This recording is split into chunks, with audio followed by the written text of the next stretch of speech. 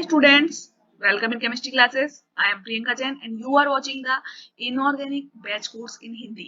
मैंने आप लोगों के लिए यहाँ पर हिंदी में इनऑर्गेनिक का बैच कोर्स स्टार्ट किया है. हम लोगों ने कोऑर्डिनेशन केमिस्ट्री से स्टार्ट किया हुआ है. काफी सारे लेक्चर्स हम देख चुके हैं. अभी रिसेंट लेक्चर में हम लोगों ने क्रिस्टल फील्ड स्प्लिटिंग के बारे में पढ़ा था ऑक्टाहेड्रल कॉम्प्लेक्सेस में. तो अभी इसी को आगे बढ़ाते हैं और पढ़ते हैं क्रिस्टल फील्ड स्प्लिटिंग इन टेट्राहेड्रल कॉम्प्लेक्सेस. टेट्राहेड्रल कॉम्प्लेक्सेस में क्रिस्टल फील्ड स्प्लिटिंग किस टाइप से होती है ये देखना है. ठीक है, तो एक्चुअली में जो टेट्राहेड्रल कॉम्प्लेक्सेस होते हैं वो क्यूबिक क्लोज पैक्ड स्ट्रक्चर से डिराइव होते हैं. अगर हम क्यूबिक क्लोज पैक्ड स्ट्रक्चर में अल्टरनेटिव लिगेंड्स को हटा देते हैं तो हमें टेट्राहेड्रल कॉम्प्लेक्सेस मिलते हैं. ठीक है, तो एनर्जी लेवल जो स्कीम होती है is just inverse of that in the octahedral complexes. Okay, यहाँ पर जो भी क्रिस्टल फील्ड स्प्लिटिंग हो रही है it is just inverse of that in octahedral complex. Octahedral complexes की जस्ट रिवर्स स्कीम आपको देखना पड़ती है. ओके, इंपॉर्टेंट बात एक और क्या है यहाँ पर कि यहाँ पर हम जी टर्म्स यूज नहीं करते हैं. ठीक है, क्यों नहीं करते हैं? क्योंकि ये जो कॉम्प्लेक्सेस होते हैं ये सेंट्रोसिमेट्रिक नहीं होते. ठीक है, तो इन कॉम्प्लेक्सेस में हम जी टर्म्स को यूज नहीं करते हैं. ठीक है, ऑक्टाहेड्रल कॉम्प्लेक्सेस हमारे रेगुलरली सिमेट्रिक कॉम्प्लेक्सेस थे, वहां सेंटर ऑफ इन्वर्जन प्रेजेंट था इसलिए वहां हम जी टर्म यूज कर रहे थे, जी रेट. लेकिन यहाँ पर हम जी टर्म को यूज नहीं कर सकते हैं. तो एक्चुअली में हो क्या रहा है इन टेट्राहेड्रल कॉम्प्लेक्सेस जब स्प्लिटिंग होती है. देखिए ये 5d ऑर्बिटल्स हैं. ये कैसे होते हैं? डीजेनरेट स्टेट में होते हैं जबकि कॉम्प्लेक्स नहीं बना होता है फ्री मेटल आयन में. ठीक है, जब भी फ्री मेटल आयन आपके पास होता है ये पांचों डी ऑर्बिटल्स डीजेनरेट स्टेट में होते हैं. अब होता क्या है यहाँ पर, देखिए टेट्राहेड्रल कॉम्प्लेक्सेस कुछ इस टाइप के हैं. ये आपका मेटल है और मेटल से एक लिगेंड यहाँ अटैच्ड है, एक यहाँ, एक यहाँ, एक यहाँ. ठीक है, इस टाइप से लिगेंड्स अटैच्ड है. तो आप देख सकते हैं ये जो लिगेंड्स हैं ये डायरेक्टली एक्सिस से यहाँ पर नहीं आ रहे हैं. ठीक है, these are not approaching directly from the axis. Okay, तो ये एक्सिस के बीच में से आ रहे हैं. तो अब कंडीशन यहाँ पर क्या हो जाती है, जो हमारे T2G लेवल थे, ठीक है ना, जो हमारा ये T2G लेवल था जो कि जिसकी एक्सिस के बीच में लाई कर रहा था, इसके लोब्स जो है डायरेक्टली एक्सिस के बीच में थे. तो ये क्या करते हैं, इस लिगेंड से ज्यादा रिपल्सन फील करते हैं. ठीक है, तो ये क्या करेंगे, ये रेस कर जाएंगे एनर्जी में. जबकि जो हमारे ईजी लेवल थे वो हमारे एक्सिस पर डायरेक्टली लाई कर रहे थे और हमारे लिगेंड्स वहां से अब आ ही नहीं रहे हैं. तो ये क्या करेंगे, डाउन जाएंगे एनर्जी में. तो अब कंडीशन कुछ उल्टी हो गई है. अब हम यहाँ पर पहली बार तो T2G टर्म ना यूज करके T2 टर्म यूज करेंगे. ठीक है, EG टर्म यूज ना करके E टर्म यूज करेंगे. और सेकेंडली हो क्या रहा है यहाँ पर, जो आपका T2 लेवल है, ठीक है, ये T2 लेवल क्या हो रहा है, रेस कर रहा है एनर्जी में. ये आपका कैसा है, ट्रिपली डिजेनरेट. ठीक है, और ये जो आपका इजी लेवल था जिसे अब हम क्या कह रहे हैं, ई लेवल, ये हो रहा है अब लोअर इन एनर्जी. ठीक है, ये रहा आपका वेरी सेंटर. अब इसको हम जो दिखाएंगे ना, ये जो दोनों के बीच में क्रिस्टल फील्ड स्प्लिटिंग हुई है इसे हम क्या कहेंगे, टेट्राहेड्रल क्रिस्टल फील्ड स्प्लिटिंग. ठीक है, डेल टी से दिखाएंगे. तो ये जो T2 लेवल था ये क्या होगा, प्लस 0.4 डेल टी के द्वारा ये एनर्जी में इंक्रीज कर जाएगा. ठीक है, और ये जो हमारा ई लेवल था, यहाँ पर हमारा ई लेवल है, तो ये ई लेवल जो है वो क्या होगा, माइनस 0.6 डेल टी के द्वारा एनर्जी में डिक्रीज कर जाएगा. ठीक है, तो अब क्या हुआ, कंडीशंस कुछ उल्टी हो गई हैं. T2 लेवल हमारा ऊपर पहुंच गया है और जो ई लेवल है वो हमारा नीचे आ गया है. ऐसी कंडीशन हमको देखने को मिलती है टेट्राहेड्रल कॉम्प्लेक्सेस में. Second important point, there are only 4 ligands. आप देख सकते हो यहाँ पर सिर्फ 4 लिगेंड्स प्रेजेंट है, जबकि ऑक्टाहेड्रल कॉम्प्लेक्सेस में कितने लिगेंड्स थे, 6 लिगेंड्स थे. So the value will get 2/3 of octahedral. यहाँ पर जो क्रिस्टल फील्ड स्प्लिटिंग हो रही है उसकी वैल्यू जो हमारे ऑक्टाहेड्रल कॉम्प्लेक्सेस में स्प्लिटिंग हो रही थी उसकी तुलना में 2/3 रह जाती है. ठीक है, दूसरी बात क्या है, जो डायरेक्शन है लिगेंड्स की वो डायरेक्टली लिगेंड्स की डायरेक्शन से इंसाइड नहीं कर रही, कोइंसाइड नहीं कर रही है, डायरेक्टली मैच नहीं कर रही है. इसलिए जो हमारा क्रिस्टल फील्ड है वो अगेन 2/3 के द्वारा डिक्रीज कर जाता है. तो एक जनरल बात क्या मिलती है, जो डेल टी है इसकी value approximately 4/9 of del o होती है. ठीक है, ये एक फॉर्मूला आपको मिलता है जब भी आपको दिया हो, ऐसे क्वेश्चंस आते हैं आपको करने को, आपको डेल ओ की वैल्यू दी हुई होती है और हमें टेट्राहेड्रल में फाइंड आउट करनी होती है. तो आपको पता होना चाहिए कि जो डेल टी है वो अप्रोक्सीमेटली 4/9 ऑफ डेल ओ होती है. क्यों, क्योंकि 2/3 तो लिगेंड्स के नंबर से डिक्रीज हो गई, यहाँ पर 4 लिगेंड्स है, वहां 6 लिगेंड्स थे। सेकेंडली डायरेक्शन मैच नहीं कर रही है, इसलिए अगेन ही 2/3 के द्वारा डिक्रीज हो जाती है। तो इसलिए टेट्राहेड्रल क्रिस्टल फील्ड स्प्लिटिंग हमेशा ऑक्टाहेड्रल की तुलना में काफी कम होती है। इसलिए जो टेट्राहेड्रल कॉम्प्लेक्सेस होते हैं वो जनरली कैसे होते हैं, हाई स्पिन कॉम्प्लेक्सेस ही देखने को मिलते हैं, क्योंकि स्प्लिटिंग की वैल्यू कैसी है हमेशा छोटी है। स्प्लिटिंग जो हो रही है वो छोटी वैल्यू दे रही है, स्पेस दोनों के बीच में, गैप बीच में दोनों के कम है, इसलिए इजीली जो हमारे इलेक्ट्रॉन्स है वो ऊपर वाले लेवल में जा सकते हैं और इसलिए हाई स्पिन कॉम्प्लेक्सेस हमें देखने को मिलते हैं। अभी इसके बाद जो नेक्स्ट आती है that is crystal field splitting in the square planar complexes. देखिए जो स्क्वायर प्लेनर कॉम्प्लेक्सेस होते हैं वो क्रिस्टल फील्ड थ्योरी में क्या माना गया है कि जो हमारे स्क्वायर प्लेनर कॉम्प्लेक्सेस हैं वो ऑक्टाहेड्रल कॉम्प्लेक्सेस से डिराइव है बाय टेट्रागोनल डिसोर्शन। ये देखिए ये हमारा होता है ऑक्टाहेड्रल कॉम्प्लेक्स। यहाँ पर 4 लिगेंड्स आपके एक्स और वाई एक्सिस से आ रहे हैं और 2 आपके आ रहे हैं जेड एक्सिस से। अगर हम जेड एक्सिस वाले लिगेंड्स को एक्स्ट्रा क्या कर दें, डिसॉर्ट कर दें, इनको टेट्रागोनली डिसॉर्ट कर दें, ऊपर और नीचे की तरफ खींचें और थोड़ी देर में गायब कर दें, तो यहाँ पर सिर्फ 4 लिगेंड्स बचेंगे। 4 लिगेंड्स आपके कहाँ बचेंगे, एक्स और वाई एक्सिस पर, ठीक है। जेड एक्सिस पर कोई लिगेंड प्रेजेंट ही नहीं है।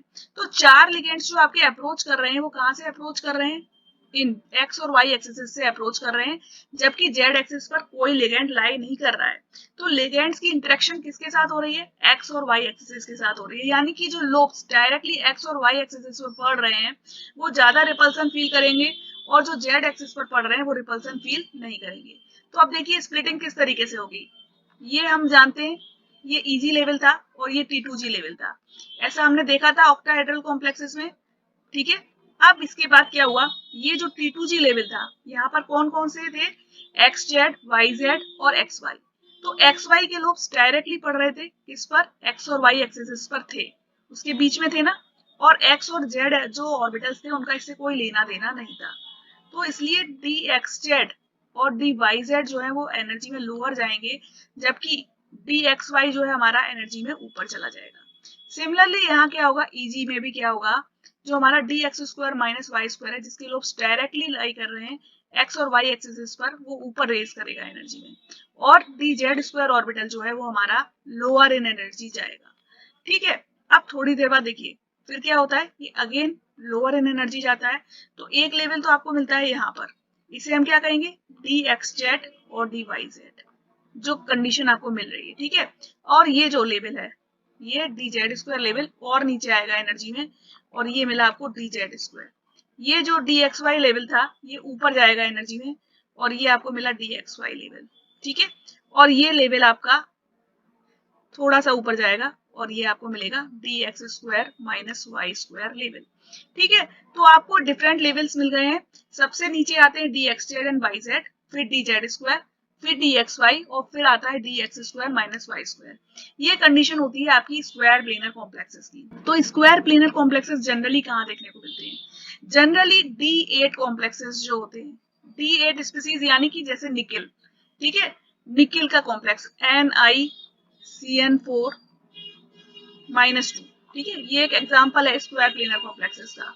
तो एक्चुअली में यहाँ पर ये कॉम्प्लेक्सेस क्यों देखने को मिलते हैं, देखिए D8 कंडीशन दी है, यहाँ स्ट्रॉन्ग फील्ड लिगेंड है, ये इलेक्ट्रॉन्स की पेयरिंग करा देगा, ठीक है। तो जो इलेक्ट्रॉन्स है यहाँ पर वो कहाँ तक फिल होते हैं, देखिए 1 2 3 4 5 6 एंड 7 8, यहाँ तक इलेक्ट्रॉन्स फिल हो जाते हैं। और जो ये हमारा d x square minus y square orbital है जो कि एंटी बॉन्डिंग कैरेक्टर का था, हायर एनर्जी का था, वो वैकेंट रह जाता है, और बाकी के जो बॉन्डिंग कैरेक्टर वाले ऑर्बिटल्स थे वो सारे हमारे फेल हो जाते हैं। इसलिए जो कॉम्प्लेक्स हमको मिलता है वो डायामैग्नेटिक मिलता है। इसलिए D8 कॉम्प्लेक्सेस जनरली यानी कि जो निकिल के कॉम्प्लेक्सेस होते हैं वो स्क्वायर प्लेनर कॉम्प्लेक्सेस को देखने को मिलते हैं जब भी उसको स्ट्रॉन्ग फील्ड लिगेंड दिया हुआ है। अभी नेक्स्ट बात क्या आती है, लो स्पिन कॉम्प्लेक्सेस जो होते हैं, लो spin square planar complexes generally आपको देखने को मिलते हैं D8 के साथ, ठीक है। और 4D8 ये जो है और 5D8 इनमें तो मोर स्पेशली आपको देखने को मिलते हैं ये कॉम्प्लेक्सेस, ठीक है। चाहे आपको कोई भी लिगेंड दिया हो, 4D और 5D8 इन दोनों में वीक फील्ड हो या फिर आपको स्ट्रॉन्ग फील्ड दिया हो लिगेंड, कोई भी लिगेंड दिया हो, वीक फील्ड लिगेंड दिया हो चाहे स्ट्रॉन्ग फील्ड लिगेंड दिया हो, कोई भी दिया हो आपको, आपको कॉम्प्लेक्सेस कैसे देखने को मिलेंगे? हमेशा लो स्पिन स्क्वायर प्लेनर कॉम्प्लेक्सेस देखने को मिलेंगे इन केसेस में। ओके, तो इसके एग्जांपल्स होते हैं जैसे कि PdCl4 -2 हमेशा स्क्वायर प्लेनर मिलेगा, PtNH3 होल 4। आपने जब भी पढ़े होंगे पैलेडियम के और प्लेटिनम के कॉम्प्लेक्सेस, टेट्रा कोऑर्डिनेटेड जो कॉम्प्लेक्सेस होते हैं वो हमेशा कैसे होते हैं? स्क्वायर प्लेनर होते हैं। AuCl4 -2, ठीक है, PtCl4 -2, ये सारे कॉम्प्लेक्सेस जो होते हैं वो लो स्पिन स्क्वायर प्लेनर कॉम्प्लेक्सेस होते हैं। तो अब टेट्राहेड्रल कॉम्प्लेक्सेस भी मिलेंगे या नहीं मिलेंगे D8 के केस में? अब आपकी प्रॉब्लम ये होगी कि यार टेट्राहेड्रल कॉम्प्लेक्सेस मिलते हैं? एक्चुअली में मिलते हैं। जब आप 3D सीरीज में देखते हैं, इन 3D सीरीज जब आप देखोगे, जब भी आप वीक फील्ड लिगैंड यूज करोगे, ठीक है ना, जब 3D सीरीज में वीक फील्ड लिगैंड आप यूज करते हैं तो D8 के केस में, जब भी D8 का केस देखोगे आप 3D सीरीज में, यानी कि 3D8 जब भी देखोगे वीक फील्ड के साथ, तो ये कॉम्प्लेक्स कैसा मिलेगा आपको? टेट्राहेड्रल मिलेगा, हाई स्पिन कॉम्प्लेक्स मिलेगा। क्यों मिलेगा? क्योंकि यहाँ पर जो लिगैंड है वो इतना स्ट्रॉन्ग नहीं है कि वो इलेक्ट्रॉन्स की पेयरिंग करा पाए, ठीक है, इलेक्ट्रॉन्स की यहाँ पर पेयरिंग वो करा ही नहीं पाता है, इसलिए क्या होता है, यहाँ पर टेट्राहेड्रल कॉम्प्लेक्स देखने को मिलता है, जैसे कि NiCl4 -2, यहाँ पर आपको इस केस में हमेशा टेट्राहेड्रल कॉम्प्लेक्स ही मिलेगा, ठीक है। तो बाकी के जितने भी केसेस होते हैं D8 के, उनमें आपको स्क्वायर प्लेनर कॉम्प्लेक्सेस मिलते हैं, लेकिन NiCl4 -2 में आपको टेट्राहेड्रल कॉम्प्लेक्स मिलता है। एक और इम्पोर्टेंट बात कि जो स्क्वायर प्लेनर कॉम्प्लेक्सेस के लिए क्रिस्टल फील्ड स्प्लिटिंग की वैल्यू होती है वो जनरली 1.3 ऑफ डेल ओ होती है, ठीक है। अभी नेक्स्ट पॉइंट देखते हैं। नेक्स्ट पॉइंट है crystal field splitting in trigonal bipyramidal and square pyramidal complexes, ठीक है। ट्राइगोनल बाइपिरामिडल और स्क्वायर पिरामिडल कॉम्प्लेक्सेस में क्रिस्टल फील्ड स्प्लिटिंग कैसे देखने को मिलती है? तो देखिए, ट्राइगोनल बाइपिरामिडल ज्योमेट्री जब भी आपको दी होगी वो कैसी होगी? पहले इसका केस देखिए, ये होगी आपकी ट्राइगोनल बाइपिरामिडल ज्योमेट्री। तीन आपके लिगेंड्स जो हैं वो इक्वेटोरियल पोजीशन पर एक दूसरे से 120 डिग्री के एंगल पर होंगे, और जो दो लिगेंड्स हैं आपके वो कहां पर हैं? एक्सियल पोजीशन पर हैं, ठीक है। तो कोई भी लिगेंड डायरेक्टली आपका एक्स और वाई एक्सिस से नहीं आ रहा है, लिगेंड्स कहां से आ रहे हैं? आपकी जेड एक्सिस से आ रहे हैं, ठीक है। तो जेड एक्सिस जो है वो रिपल्सन को ज्यादा फील करेगी, ठीक है। जेड एक्सिस पर जो भी ऑर्बिटल्स लाई कर रहे हैं वो डायरेक्टली रिपल्सन को फील करेंगे। तो इसका मतलब क्या है? अब क्या होगा? ये 5 आपके ऑर्बिटल्स थे, ठीक है।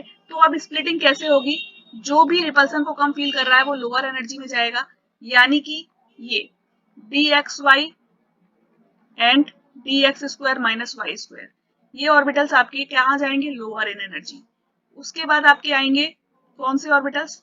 dxz और yz, जिनके लोब्स डायरेक्टली z एक्सिस पर लाई नहीं कर रहे हैं। और सबसे ऊपर एनर्जी में कौन सा जाएगा? आपका dz स्क्वायर ऑर्बिटल, क्योंकि इसके लोब्स डायरेक्टली कहां पर है? z एक्सिस पर है, और यहीं से लिगेंड्स अप्रोच कर रहे हैं, इसलिए dz स्क्वायर ऑर्बिटल जो है वो हमेशा ज्यादा एनर्जी का जाएगा। तो इस तरीके का क्रिस्टल फील्ड स्प्लिटिंग आपको देखने को मिलेगा ट्राइगोनल बाइपिरामिडल ज्योमेट्री में। अभी नेक्स्ट आपका क्या है?